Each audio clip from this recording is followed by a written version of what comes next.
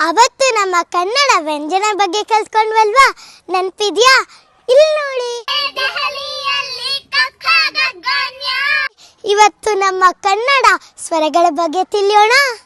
ಚೇತನ ಸ್ವರಗಳಲ್ಲಿ ಶಿಕ್ಷಣ. ಅರಿವಿನಿಂದ ಆರಂಭವಾಗುವ ಜೀವನ ಪಾಠ. ಆತ್ಮ ಪರಿಶೀಲನೆ ಪೂರ್ಣ ಚೇತನದ ಅಡಿಪಾಯ. ಎಲ್ಲಿಂದಲೇ ವ್ಯಕ್ತಿತ್ವ ನಿರ್ಮಾಣ.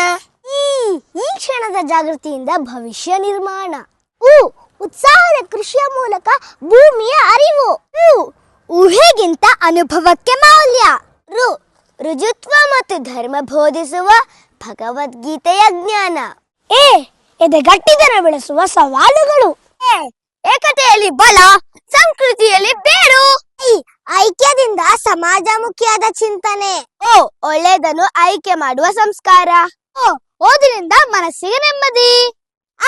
ಔಪಚಾರಿಕತೆಯನ್ನು ಮೀರಿ ಹರಿಯುವ ಸಂವಾದ. ಅಂಶವಲ್ಲ, ಸಮಗ್ರ ಬೆಳವಣಿಗೆಯ ದೃಷ್ಟಿ. ಅಹಂಕಾರವಿಲ್ಲದ ಆತ್ಮಬಲವೇ ಪೂರ್ಣ ಚೇತನದ ಶಕ್ತಿ.